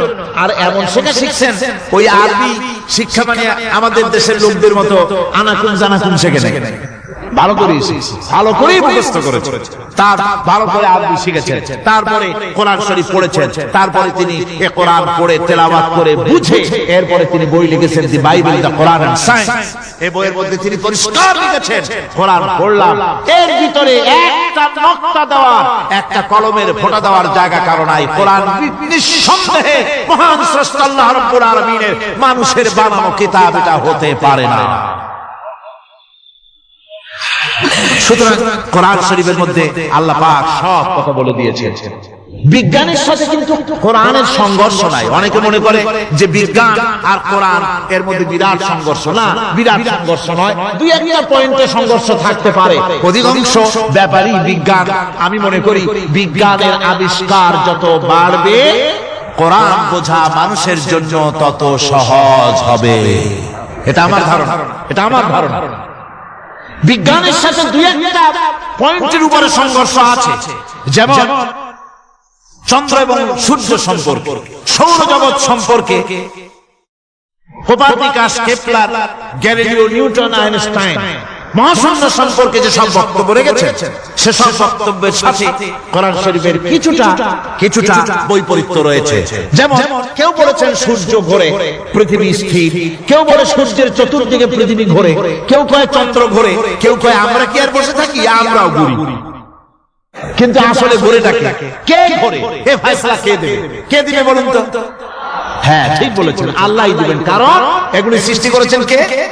এবার শুনুন, এই বিতর্কের মীমাংসা আল্লাহ পাক করছে কোরআনে কারিমে বহু আগে। গ্যালিলিও, কেপলার, কোপারনিকাস এদের বলার অনেক আগে বিশ্বনবী জনাবে মুহাম্মদ রাসূলুল্লাহ সাল্লাল্লাহু আলাইহি ওয়াসাল্লাম তিনি বলে দিয়েছেন, আল্লাহর কথা তিনি বলেছেন, লাশ-শামসু ইয়ামবাগি লাহা আন তুদরিকাল কামারা ওয়ালাল লাইলু সাবিকুন নাহার ওয়া কুল্লুন ফি ফালাকিন ইয়াসবাহুন। প্রবল জ্ঞানী হইবে যাহারা, আপন মনেতে বুঝিবে তাহারা, রাত্রি পারে না আগে যাইবার দিনের স্থান করি অধিকার। চন্দ্র বাঁধে না সূর্যের গায়েতে, সূর্য পারে না চন্দ্রকে ধরিতে। যার যে স্থান বহাল রাখিয়া ভ্রমণ করিছে খোদাকে ডরিয়া। আল্লাহ রাব্বুল আলামিনকে ভয় করে সব ঘুরছে, চাঁদ ঘোরে, সূর্য ঘোরে, মঙ্গল ঘোরে, ইউরেনাস ঘোরে, বৃহস্পতি ঘোরে, পৃথিবীও ঘোরে, সব ঘুরছে তো ঘুরছেই, বন করে ঘুরছে একটা নির্দিষ্ট কক্ষপথে, আপন আপন কক্ষপথে ঘুরছে, যার ফলে অ্যাক্সিডেন্ট হয় না। সুবহানাল্লাহ, জোরে বলেন সুবহানাল্লাহ। নির্ধারিত কক্ষে ঘুরছে, নির্ধারিত কক্ষে ঘুরছে। এর কক্ষগুলি আল্লাহ পাক ঠিক করে দিয়েছেন, সেই কক্ষে ঘুরতেছে, একে অপরের পথ অতিক্রম করতেছে। আবার ওই মহাশূন্যের ভেতরে রয়েছে ব্ল্যাক হোল। ব্ল্যাক হোল কি? ব্ল্যাক হোল হচ্ছে একটা বিরাট অন্ধকার গহ্বর, একটা মৃত্যুকূপ। এত বড় বিরাট ব্ল্যাক হোল মহাশূন্যে আছে, বিজ্ঞানীরা হয়রান হয়ে গেছে। তার এত বড় শক্তি, সে শুধু তারা খায় না, কোন তারকা ঘুরতে ঘুরতে যদি তার কাছে এসে যায় তারাকে খেয়ে ফেলে। কোন আলো যদি কাছে আসে, আলো শুষে নিতে নিতে আলো যার থেকে এসেছে সেটাকেও শেষ করে ফেলে। এ ধরনের একটা দারুণ আকর্ষণীয় শক্তি তার মধ্যে আল্লাহ সৃষ্টি করেছেন। একটা ব্ল্যাক হোল আছে মহাশূন্যের ভিতরে। সূর্য, চন্দ্র, গ্রহ, নক্ষত্র, যে সূর্য পৃথিবীর চাইতে 13 লক্ষ গুণ বড়, এমন 2 কোটি সূর্য খাইয়া হজম করতে পারে এত বড় ব্ল্যাক হোল আল্লাহ তৈরি করে রেখেছেন মহাশূন্যের উপরে। রয়েছে মিল্কি ওয়ে, রয়েছে গ্যালাক্সি, অন্তত 10,000 কোটি, 10 সহস্র কোটি তারকা দিয়ে সমৃদ্ধ গ্যালাক্সি মিল্কি ওয়ে, যেটা অন্ধকার রাত্রে, তারকা সজ্জিত রাতে উত্তর দক্ষিণ দিকে টানা একটা পথের মতো দেখা যায়। এটা হচ্ছে গ্যালাক্সি, এইটাকে বলা হয় মিল্কি ওয়ে। এটা হচ্ছে ছায়াপথ। অসংখ্য তারকা এর মধ্যে রয়েছে। কত বড় বড় তারকা, অনেক দূরে, তাই আমরা দেখি বিন্দু বিন্দু। আসলে কি বিন্দু না? কত বড় জানেন? বিজ্ঞানীরা বলেছেন দৈত্যের মতো বিরাট বিরাট তারকা আছে, যে সূর্য পৃথিবীর চাইতে 13 লক্ষ গুণ বড়। এরকমের সূর্য অন্তত 3 কোটি সূর্য খাইয়া হজম করতে পারে। এরকম অসংখ্য তারকা মিল্কি ওয়ের ভিতরে আল্লাহ সৃষ্টি করেছেন। সুবহানাল্লাহ, সুবহানাল্লাহ। আর মানুষ লাফায়, সাইরানুর মানুষ খালি লাফ দেয়, মোষ কতগুলো রাখি কোন আনন্দে লাফা। কি শক্তি তোমার! মহাশূন্যের তুলনায় এই পৃথিবীর অবস্থান কি জানেন? এই জন্য যত বেশি পড়াশোনা করবেন মাথা নত হয়ে যাবে। কমিউনিস্ট হয় ছাগলেরা, বুদ্ধিমান কোনদিন কমিউনিস্ট হয় না। কারা কমিউনিস্ট হয়? ছাগলগুলি, যাদের আকল নাই, যাদের জ্ঞান নাই, বুদ্ধি নাই, ওরাই কমিউনিস্ট হয়। কোন চিন্তাবিদ, কোন বিজ্ঞানী কমিউনিস্ট হয় না। মাথা নত হয়ে যায়, আল্লাহর এই সৃষ্টি দেখে পাগল হয়ে যায়। নিঃসন্দেহে আল্লাহ আছেন, নইলে পরে এগুলি হয় কি? আমি চিন্তা করে পাই না কমিউনিস্ট হয় কেন, কতখানি পাগল হইল হয়। ছোট্ট একটা রুমাল দেখলে মনে করি কোন তাঁতি এটারে বানাইছে। একটা এই কি জানি কয়, মাইক দেখলে মনে করি কেউ এটাকে বানাইছে, টেবিল দেখলে মনে করি কেউ বানাইছে, ফ্রিজ দেখলে মনে করি বানাইছে কেউ, একটা সুই দেখলে মনে করি কেউ এটাকে বানাইছে। আর এই বিশাল পৃথিবী, ওই বিশাল আকাশ, কমিউনিস্টরা কয় আমি এমনি হইছে, কয় বোতল খায় দৈনিক আল্লাহ জানে। আমার বন্ধুগণ, মাথা নত হয়ে আসবে চিন্তা করলে কি বিশাল সৃষ্টি আল্লাহ পাকের। এই ছায়াপথ, এই গ্যালাক্সি, এর তুলনায় পৃথিবীর অবস্থান কোথায়? পৃথিবীর অবস্থানটা হচ্ছে, আমার হাতে একটি কলম,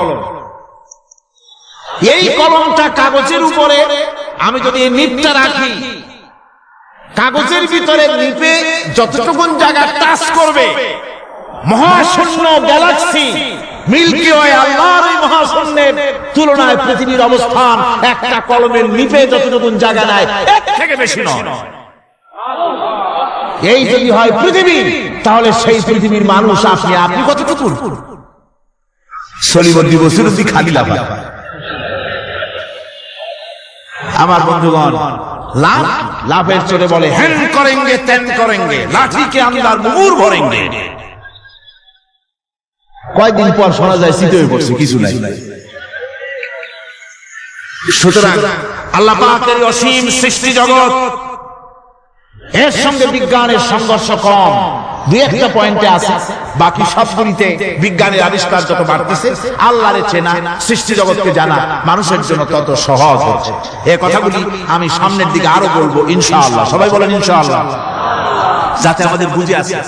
আর রহমান আল্লামাল কোরআন, কোরআন শিখিয়েছেন আমাদেরকে রহমান, এমন নিয়ামত দিয়েছেন যার মধ্যে সব আছে। মানুষ সৃষ্টির ব্যাপারে, মানব সৃষ্টির ব্যাপারে নির্ভুল তথ্য যদি পেতে হয়, তাহলে কার কাছে যাব? জোরে কর। আল্লাহর কাছে যেতে হবে। আর আল্লাহর কাছে না যাইয়া মানব সৃষ্টির রহস্য যদি জানতে যাই ডারউইনের কাছে, তাহলে আপনার মামু হবে সুন্দরবনের বান্দরেরা। ঠিক কিনা? বান্দরেরা হবে মামু, সিম্পাজি ওরাংওটাং হবে আপনার নানার দাদা। তার কারণ ডারউইন সাহেব বলেছেন, মানুষ এর পূর্বপুরুষ হলো বাঁদর, সিম্পাজি ওরাংওটাং, এটা হলো তার থিওরি অফ ইভলিউশন। বিবর্তনবাদের এই বিবর্তনবাদের থিওরি পেশ করতে গিয়ে তিনি বলেছেন, মানুষ হলো বান্দরের জাত। আরে বেটা, তুই বান্দরের জাত। নিজের লেজ কাটিয়া সকলের লেজ কাটা আরম্ভ করতে যাচ্ছে। কি পাগলের পাগল, মানুষ হয়েছে বান্দরের জাত। আশ্চর্য কথা। কেমনে কইলে? তো বললো যে সিম্পাজি দেখছে, তো সে সিম্পাজি দেখে তার মনে হয়েছে যে মানুষ ওইরকমই তো দেখা যায়, তো মানুষ বুঝি বান্দর থেকেই আসে। আমি বলি, পৃথিবীতে এমন পাগল আমি কোনোদিন দেখিও নাই, শুনিও নাই যে কোন পাগল পাবদা মাছ দেখে বলেছে যে এটা হচ্ছে বোয়াল মাছের পূর্বপুরুষ। টাকি মাছ দেখে কোন ছাগলেও বলেছে আজ পর্যন্ত যেটা হলো শোল মাছের পূর্বপুরুষ। পুঁটি খাইতে খাইতে আস্তে আস্তে বিরাট শোলে পরিণত হয়ে গেছে, কোন পাগলেও বলে। আচ্ছা, মেনে নিলাম ডারউইন সাহেবের থিওরি, মেনে নিলাম এক সেকেন্ডের জন্য যে বান্দর থেকেই মানুষ হয়েছে। এখনো তো বানর প্রজাতি আছে না, শেষ হয়ে গেছে? আছে কিনা? তাহলে সুন্দরবনে যান, যে দেখুন কোন বাঁদর কি এ পর্যন্ত দেখা গেছে যে কোমর পর্যন্ত মানুষের মতো হয়ে গেছে। আর একটু দুধ আর পনির আর একটু এই শুটকি মাছ লোটটা ফিস খাওয়াইলে আর কদিনের মধ্যে এই বান্দরটা মানুষ হয়ে যাবে। হয়েছে এরকম? বাঁদরের 12 আনা মানুষ হয়ে গেছে, 14 আনা মানুষ হয়ে গেছে, আর অল্প একটু বাকি। এরকম দেখা গেছে কোথাও? দেখা যায়নি। এগুলি পাগলামি কথা, পাগলামি।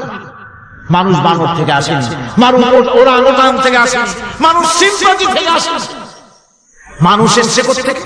এটা জানতে হলে এই নির্মূল তথ্য জানার জন্য আসতে হবে কোরআনের কাছে। কার কাছে? আল্লাহ রাব্বুল আলামিন তার হাবিবের মুখ থেকে মানব সৃষ্টি রহস্য তিনি উদ্ঘাটন করে দিয়েছেন। তিনি বলেছেন, দুনিয়াবাসীকে শুনিয়েছেন, ফালইয়ানজুরিল ইনসানু মিম্মা খুলিকা মিম্মাইন দাফিকিন ইয়াখরুজু মিন বাইনিস সুলবি ওয়াত তারাইব। আল্লাহ পাক বলেন, মানুষ কি তার সৃষ্টি রহস্য দেখে না? কেমনে তাকে আমি সৃষ্টি করেছি? মায়ের বক্ষ পিঞ্জর থেকে, বাপের পৃষ্ঠ থেকে সবেগে নির্গত এক ফোঁটা নাপাক পানি দিয়ে আমি আল্লাহ মানুষকে সৃষ্টি করেছি। বান্দর থেকে নয়, ওরাংউটাং থেকে নয়, সিম্পাজি থেকে নয়, মানুষের অরিজিন মানুষ। আদম থেকে তোমরা জন্মগ্রহণ করেছো, আদম এসেছে মাটি থেকে, তোমরা এসেছো আদম থেকে। সুবহানাল্লাহ। এটাই হলো মানব সৃষ্টির রহস্যের কথা আল্লাহ পাক বলে দিয়েছে। অন্যত্র আল্লাহ বলেন, ইন্না খালাকনাকুম মিন তুরাবিন সুম্মা মিন নুতফাতিন সুম্মা মিন আলাকাতিন সুম্মা মিন মুদগা। নিষ্প্রাণ মাটি থেকে তোমার উৎপত্তি হয়েছে, আর এই নিষ্প্রাণ মাটি দিয়ে তোমাকে তৈরি করা হয়েছে। এগুলি মাতৃগর্ভের ভিতরে গিয়া নাপাক পানি ফোঁটা জমাট রক্ত হয়েছে, গোশত হয়েছে, তারপরে মানুষের আকৃতি দিয়েছি, আর এরপরে বাচ্চার আকারে মায়ের পেট থেকে আমি আল্লাহ মানুষ করে তোমাকে বের করেছি। সুতরাং মানব সৃষ্টি রহস্যের কথা বিজ্ঞানের সাথে যেটা সাংঘর্ষিক হবে কোরআনের সাথে, আমরা সেটা মানতে পারি না। আমাদেরকে মানতে হবে মূল জ্ঞানের কিতাবটা। মূল জ্ঞানের কিতাব কোনটা? জোরে কোন তো কোনটা? এখানে সব কথা আল্লামাল কোরআন। কোরআন শিখিয়ে মানুষকে আল্লাহ পাক সবচেয়ে বড় দয়া করেছেন, এর থেকে বড় দয়ার হয় না। কোরআন শিখিয়েছেন আমাদের, যার মধ্যে সমস্ত তথ্যের কথা আল্লাহ পাক বলেছেন। The universe and doctor Einstein বইয়ের ভিতরে লেখা হয়েছে যে একদিন এমন হবে যখন ধীরে ধীরে সূর্য তার আলো হারিয়ে ফেলবে, চন্দ্র নিষ্প্রভ হয়ে যাবে, আর পৃথিবী আস্তে আস্তে তার গতি হারিয়ে ফেলবে। একথা আজকের বিজ্ঞানীরা অথবা আজ থেকে কয়েক বছর আগের বিজ্ঞানীরা একথা বলছেন। কিন্তু রাসূল করিম সাল্লাল্লাহু আলাইহি ওয়াসাল্লামের মুখ থেকে আজ থেকে 1400 বছর আগে, যিনি বিজ্ঞানাগারে মোটেও পড়াশোনা করেন, লিখতে জানেন না, পড়তে জানেন না, সই করতে জানেন না, বিজ্ঞান আসছে কথা বলছে, সেই কথা 1400 বছর 1500 বছর আগে রাসূল করিমের মুখ থেকে আল্লাহ পাক বলছেন। কোরআনে কারীম বলছে, ইয়াসআলু আইয়ানা ইয়াউমুল কিয়ামাহ ফাইযা বারিকাল বাসারু ওয়া খাসাফাল কামারু ওয়া জুমিআশ শামসু ওয়াল কামার। হে রাসূল, রাসূলের কাছে জিজ্ঞাসা করে কিয়ামত কবে হবে? আল্লাহ পাক বলেন, বলে দিন যেদিন চন্দ্র তার আলো হারিয়ে ফেলবে, যেদিন সূর্য তার আলো হারিয়ে ফেলবে, আর চন্দ্র আর সূর্য সব একাকার হয়ে যাবে। আল্লাহ বলছে চাঁদে আলো থাকবে না, সূর্য আগের থেকে তার উত্তাপ এবং আলো স্তমিত হতেছে, এবং হতে হতে এমন এক পর্যায়ে আসবে যখন সূর্য আলো হারিয়ে ফেলবে। বিজ্ঞানীরা গত 4-5 বছর আগে এই বক্তব্য রেখেছেন, কিন্তু 1400 বছর আগে বিজ্ঞানের লালনাগারে লেখাপড়া না করে হুজুরের মুখ থেকে আল্লাহ কথা বলে দিয়েছেন। তাহলে বিজ্ঞানের আসল কিতাব কোনটা? জোরে বলেন কোনটা? আল্লাহ পাক আরো বলেন, ইজা শামসু কুবিরাত ওয়া ইযান নুজুম কাদারাত ওয়া ইযাল জিবালু সুজ্জিরাত। তারকাগুলি, সূর্যের আলো থাকবে না, নক্ষত্রগুলো স্থানচ্যুত হয়ে যাবে, কক্ষচ্যুত হয়ে যাবে, পাহাড়গুলিকে পরিচালিত করে দেওয়া হবে, কিছুই থাকবে না, সব শেষ হয়ে যাবে। বিজ্ঞানীরা আজ বলতেছে যে সব শেষ হয়ে যাবে, কিছুই থাকবে না, সব শেষ হবে। বিজ্ঞানীরা বলতেছেন, কোরআন অনেক আগে বলেছে, কুল্লু মান আলাইহা ফান ওয়া ইয়াবকা ওয়াজহু রাব্বিকা যুল জালালি ওয়াল ইকরাম। সব শেষ হয়ে যাবে, বিশ্বে যা কিছু আছে সব লয় হবে, ক্ষয় হবে, ধ্বংস হবে, কিচ্ছু থাকবে না, থাকবেন শুধু আল্লাহ সুবহানাহু ওয়া তাআলা। সুবহানাল্লাহি ওয়া বিহামদিহি। কোরআনে কারীম এই কথা বহু আগে আমাদেরকে জানিয়ে দিয়েছে। সুতরাং আসল জ্ঞানের কিতাবটাই হচ্ছে কোরআনে কারীম। এই কোরআনের কাছে আমরা যত যেতে পারবো, যত কোরআন বুঝতে পারবো, ততই আমাদের জন্য আমরা সমৃদ্ধ হতে পারবো, আমাদের উপর আল্লাহর রহমত আসবে, আমরা সমাজ চালাতে পারবো, আমরা দেশ চালাতে পারবো, আমরা দুনিয়ায় শান্তি পাবো, আমরা আখিরাতেও মুক্তি লাভ করতে পারবো। কোরআনে কারীম সমস্ত বিজ্ঞানের উৎস, দর্শনের উৎস। এইটা না জানলে কিছুই জানা হয় না, এটা জানা হলে সব জানা হয়। পণ্ডিত আপনার ডক্টর শহীদুল্লাহ, আল্লাহ জান্নাত নসিব করুন, সবাই বলুন আমিন। তিনি বলতেন, বড় বড় সেমিনারে গিয়ে বলতেন তিনি, যে আপনারা যারা বক্তব্য রাখতে এসেছেন, জনগণকে বলছি না, যারা বক্তব্য রাখতে এসেছেন, এমএ পাস করেছেন, ডিগ্রি করেছেন, পিএইচডি করেছেন, এভারসিএস করেছেন, বহু কিছু ডিগ্রি আপনারা লাভ করেছেন, নামের আগে 6 হাত লম্বা ডিগ্রি আপনারা লাগাইছেন, আপনারা পণ্ডিত ঠিকই, কিন্তু এই কোরআন শরীফের জ্ঞান যদি আপনাদের না থাকে, আপনারা পণ্ডিত, তবে আপনারা মূর্খ বলবেন। কি পণ্ডিত? কি পণ্ডিত? মূর্খ পণ্ডিত। ওরা বলে যে মৌলবীরা জানে কি, মৌলবীরা জানে কি। আরে ভাই, মৌলবীদের কাছে তো আসল জ্ঞান আছে, সুবহানাল্লাহ ওয়া বিহামদিহি, এখানে সবটা আছে। আপনারা এখানে আসেন, এটা বিশ্বাস করলে আপনি সবটা পেয়ে যাবেন। কোরআন বিশ্বাস করতে পারলে, কোরআন জানতে পারলে আপনি সব জানবেন। কোরআনে কারীমের মধ্যে আল্লাহ পাক কত কথা বলেছেন, এর মধ্যে আছে আল্লাহ পাক বলেছেন আফালা ইয়ানজুরুনা ইলাল ইবিলি কাইফা খুলিকাত। এই যে আমি উটগুলোরে বানাইছি, কেমনে বানাইলাম তোমরা কি দেখছো? উট কেমনে বানিয়েছি? মুফাসসিরিনে কেরাম এর উপরে অনেক আলোচনা করেছেন। তারা বলেছেন যে উট মরুভূমির জাহাজ, তারপরে উটের পিঠে একটা চুট আছে, কোন উটের পিঠে দুইটা চুট আছে, মাঝখানে বসে একটারে হেলান দিয়ে আর একটা ধরে বোঝা যায়। আমি দেখছি দুইটা চুটওয়ালা উট, আফ্রিকান উট আমি দেখেছি, যে চুট সুবহানাল্লাহ দেখলে অবাক হয়ে যেতে হয় যে আল্লাহর কি কুদরত। উটের পৃষ্ঠে দুইটা চুট, মাঝখানে আপনি বসবেন, পিছনে একটা সোফা সেটের মতো, পিছনে হেলান দিলে আর সামনে যখন সে মরাল সম চড়াই উত্তরাই পথ দিয়ে নামাওটা করবে, তখন আপনি যেন পড়ে না যান সেজন্য সামনেরটা বুকের সাথে জড়ায় ধরবেন। এরপরে কি সৃষ্টি আল্লাহর, সুবহানাল্লাহ ওয়া বিহামদিহি। জিরাফগুলি দেখুন, জিরাফগুলি তার মাথা কত বড় উঁচা। লন্ডন জুতে জিরাফ দেখলাম, সেই জিরাফের দেহ থেকে তার মাথাটা 22 ফিট উঁচা। মানে তাই সে যদি নিচে দাঁড়ায়, 3 তলা বিল্ডিং এর ছাদের উপরে নাস্তা দিলে তো নিচে দাঁড়ায় খাইতে পারে। এই অবস্থা। সেই জিরাফে পানি খাবে কেমন? মাথা হলো অত উঁচা, পিছনের ঠ্যাং দুটো খাটো, সামনের ঠ্যাং দুটো উঁচা। এখন পানি খাবে কেমন? ওই মাথা নামাইতে গেলে ঠ্যাং তো অনেক উঁচা। আল্লাহ পাক এমন সুন্দর ব্যবস্থা করলেন, সামনের দুইটা ঠ্যাং এভাবে সরায় দেওয়ার মতো। ও যখনই পানি খায় দেখলাম দুইটা ঠ্যাং অনেক ছেড়ায় দেয়, দুই দিকে ঠ্যাং চলে যায়, তখন মাথাটা সহজে নিচে নামায় আসে, পানি খাইতে পারে। এই সুযোগগুলি আল্লাহ সুবহানাহু ওয়া তাআলা তিনি করে দিয়েছেন। ওমা কুননা আনিল খালকি গাফিলিন, আমি আমার সৃষ্টি জগৎ সম্পর্কে অমনোযোগী নই। সুবহানাল্লাহ। ভল্লুকগুলি কি বিরাট বিরাট একটা ভল্লুক, শ্বেত ভল্লুক দেখেছি, কৃষ্ণ ভল্লুক দেখেছি, হাঁটতেছে মনে হয় যেন পায়ের তলায় হাফসুল করা, ঠিক জুতা পায়ের তলাটা তেমন দেখা যায়, ওই রকমের তলাটা, গায়ে একেবারে পশম। ওই বরফের দেশে থাকতো, সেটা শীত কষ্ট না পায়, সেই জন্য আল্লাহ একটা কম্বল ওর গায়ে জড়ায় দিয়েছে, অটোমেটিক কম্বল। সুবহানাল্লাহ। আল্লাহ বলছেন উট কেমনে বানাইছি দেখছো? আফালা ইয়ানজুরুনা ইলাল ইবিলি কাইফা খুলিকাত, উট বানালাম কেমনে দেখেছিস? মানুষ অবাক হলো, আল্লাহ এত কথা থুইয়া উটের কথা বলছেন, কারণ নানান রকম মানুষ বলল। শেষ পর্যন্ত প্রাণীতত্ত্ববিদরা তারা আবিষ্কার করলেন মূল কারণ। অনেক কারণ আছে আল্লাহ পাকের কথা বলার। উট তো মরুভূমির জাহাজ, তারপরে উট মানুষের অনেক উপকারে আসে, এ কথা বলা হয়েছে। প্রাণীতত্ত্ববিদরা খুঁজে খুঁজে তারা দেখতে পেয়েছে যে উটকে জবাহ করে দেখা গেছে উট সমস্ত প্রাণী বাতাস থেকে অক্সিজেন যতটা গ্রহণ করে ততটা ছেড়ে যায়, যতটা গ্রহণ করে ততটা ছেড়ে যায়। একমাত্র প্রাণী উট যে যতটা অক্সিজেন গ্রহণ করে বাতাস থেকে সবটা ছাড়ে না, 2/3 ছেড়ে দেয়, 1/3 তার লাংসের পাশে রাখার জন্য আল্লাহ পাক একটা চেম্বার তৈরি করেছেন। ওই চেম্বারের ভিতরে 1/3 অক্সিজেন থেকে যায়, কারণ পানিও রেখে তার পানি রাখার জন্য রিজার্ভ ট্যাঙ্কি আছে, একটা ভেতরে একটা রিজার্ভ ট্যাঙ্কি আছে, অক্সিজেন রাখার একটা চেম্বার আছে। এগুলি কেন?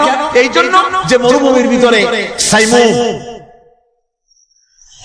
শিল্পী গোষ্ঠী না, কিন্তু ঝোড়ো হাওয়া, মরুভূমির ভিতরে ঝোড়ো হাওয়া, এই ঝোড়ো হাওয়া যখন আরম্ভ হয়ে যায় তখন মানুষ বাঁচতে পারে না, মানুষ টের পাইয়া সব বাড়িতে চলে যায়।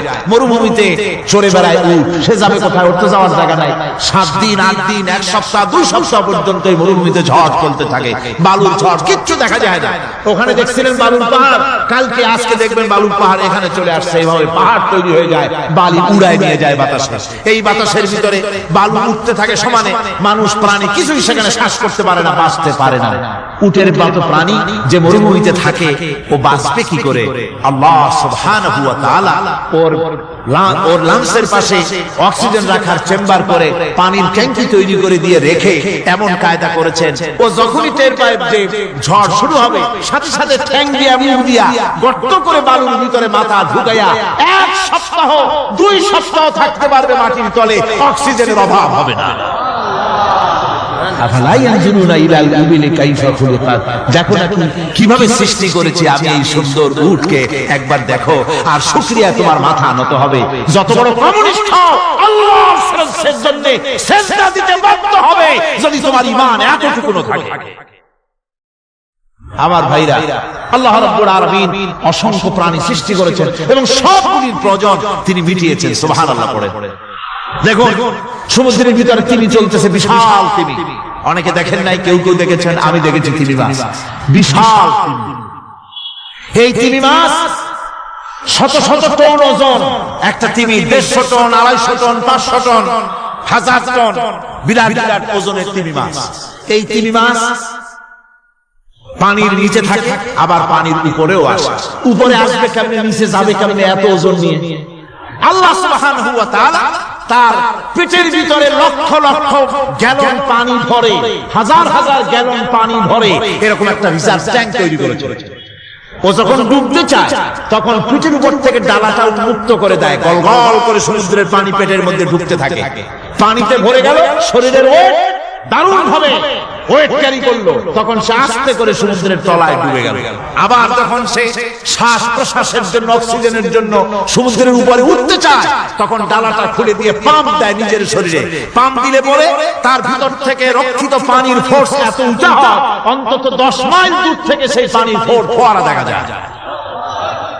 তিমি মাছের এই অবস্থা দেখে মানুষ তৈরি করেছে সাবমেরিন। আমি সাবমেরিনেও চড়েছি, দেখেছি দ্বিতীয় বিশ্বযুদ্ধে যে সাবমেরিন ব্যবহার করা হয়েছিল, পোর্টসমাউথে সেই সাবমেরিন আমাকে দেখানো হয়েছে, আমি দেখেছি। তাতেও ঠিক একই কায়দায় পানি ভরে পানির তলায় যায়, আবার ওঠার সময় পানি ছেড়ে উপরে চলে আসে। তিমি মাছ থেকে মানুষ এটাকে গ্রহণ করেছে। মানুষের শিক্ষার জন্য অগণিত প্রাণী আল্লাহ সৃষ্টি করেছেন। বিজ্ঞানের সাথে তাই কোরআনের সংঘর্ষ নাই। বিজ্ঞান মানুষকে যত বেশি আবিষ্কার করবে, বিজ্ঞান কোরআন বোঝা মানুষের জন্য তত সহজ হবে। আর আপনারা যত জ্ঞানী হবেন, কোরআন যত পড়বেন, মাথা তত নত হবে। তুলা গাছের ফল যত পাকে, তত গাছ কি হয়, ডালগুলো কি হয়, উপরে উঠে যায়। বোঝেন না কেন? তুলা গাছ নাই আপনাদের দেশে? তুলারে কি কয় চট্টগ্রামে? তুলা গাছটা কি কয়? তুলা গাছ। তুলা গাছের ফল যত পাকে, তত গাছের ডাল কি হয়, যখন কাঁচা থাকে তখন নিচে থাকে, ডাল ঝুঁকে পড়ে, আর পাকলে পরে উপরে উঠে যায়। আর আম গাছের ফল যত পাকে তত ডাল কোথায় যায়, নিচে যায়। যারা মানুষের তৈরি করা এই সমস্ত জ্ঞানে যারা সমৃদ্ধ হয়, তারা ওই তুলা গাছের মতো আস্তে করে যতই জ্ঞানে বৃদ্ধ হয়, ততই ডাল উপরের দিকে যায়, জ্ঞান তত হালকা হয়। আর কোরআন আমের মতো, কাঁঠালের মতো, মানুষের উপকারী এমন এক ফলের মতো, যত পাকে, যত পড়ে, জ্ঞান যত সমৃদ্ধ হয়, ততই আল্লাহর সামনে মাথা নত হয়ে যায়। মানুষের কাছে জ্ঞান খুবই সংক্ষিপ্ত জ্ঞান। মানুষের কাছে অমা উতিতুম মিনাল ইলমি ইল্লা কালিলা, খুব সামান্যতম জ্ঞান তোমাদেরকে দেওয়া হয়েছে, বেশি জ্ঞান আমাদের কাছে নাই। সবচাইতে বড় জ্ঞানের উৎস আল্লাহ সুবহানাহু ওয়া তাআলা। জ্ঞানের উৎস হচ্ছে কোরআনে হাকিম। সেই কোরআন থেকে আল্লাহ পাক দয়া করে আমাদেরকে কোরআন শিখিয়েছেন। জোরে বলেন সুবহানাল্লাহ।